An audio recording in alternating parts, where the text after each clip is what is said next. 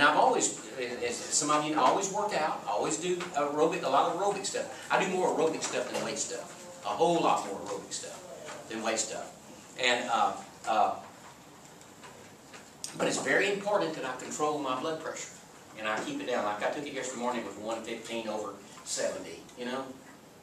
But that's with medication and working out and conditioning. All right, now one that he had me on for a long time was this one. He had me on this one, H-Y-Z-A-A-R, Hyzar. Now here's what Hyzar is. Now listen carefully. Now let me say this. Let me just tell you. It's very common. It's common. It's expensive, but it's common. Let me tell you what Hyzar is. Okay, listen carefully. Hyzar is an angiotensin receptor site inhibitor. Follow me.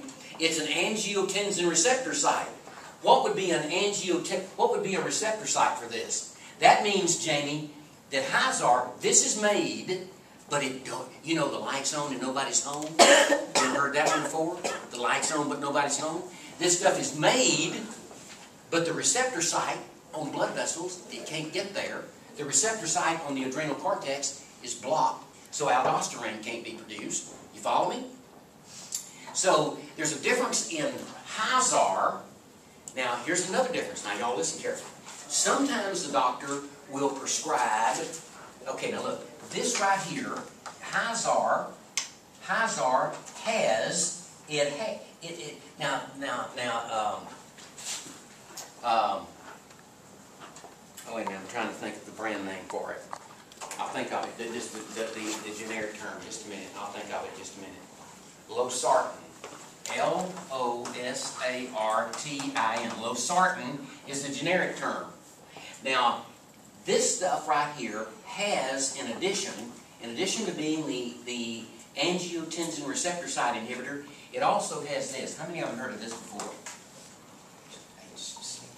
HTC, hydrochlorothiazide. HTZ. Any of you ever heard of that? That stands for hydrochlorothiazide. Hydrochlorothiazide, all that is a diuretic. It's very, very cheap. Sometimes doctors will say, okay, I'm going to try you with just some hydrochlorothiazide. You're going to have to TT a lot. But it's going to, in other words, it is a diuretic. Okay, you with me? And sometimes just reducing body fluid will work to lower blood pressure. Now this stuff I was taking, it was fine. But I'd take it, and in about an hour after I'd take a little, and I wasn't taking much, 50 milligram tablet of it. And I'd take it, and in about an hour, I'd certainly have to go to the bathroom. Certainly. You know, I'd have to go. All right, now, because it had the hydrochlorothiazide in it. Hydrochlorothiazide. That's simply a diuretic. And so it's an angiotensin receptor site inhibitor. Now, what he's got me on, he said, okay, I want you to take, okay, we're going to do away with this. We're going to do the same thing, only it's called COZAAR. All this is the same thing. This one right here is the same thing as this one, except it doesn't have the hydrochlorothiazide in it. Very same thing. In other words, the brand name is the same, Losartan. In other words, Losartan HTC is Losartan is the same thing as Hyzar with hydrochlorothiazide in it. Now I'm taking a little bit of that plus something else, and I'll tell you what that is in just a minute. Very low dosage. Okay.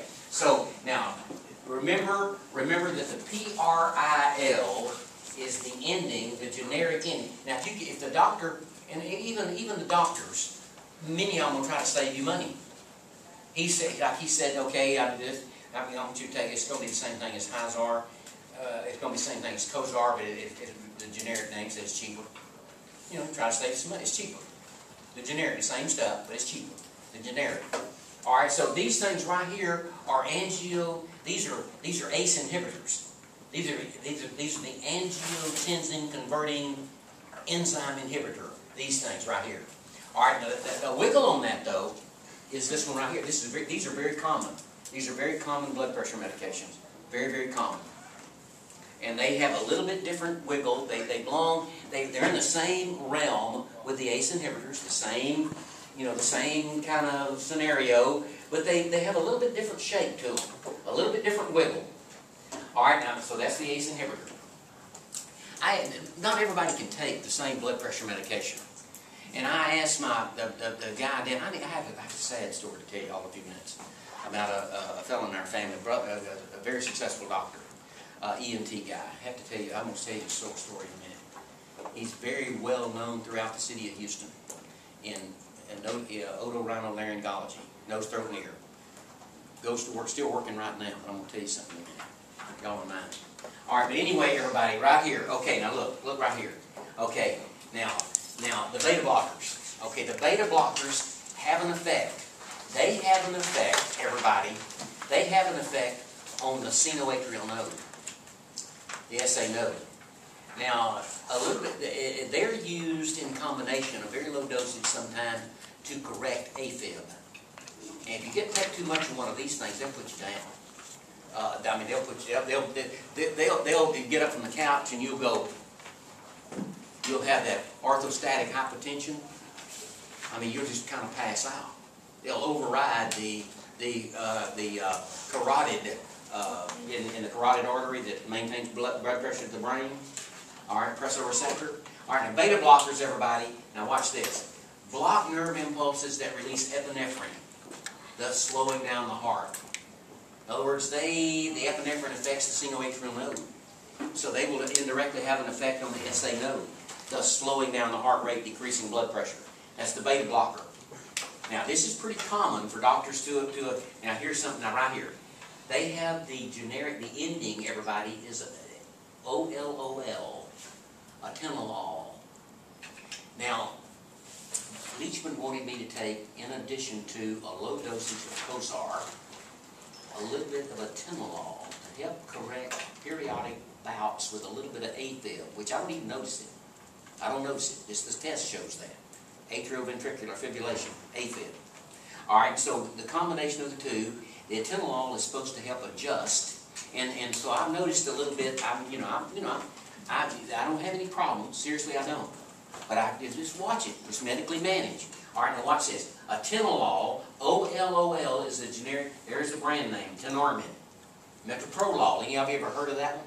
Metoprolol? No. All right, low pressure. Anybody ever heard that term? Sometimes I guarantee that gum to you.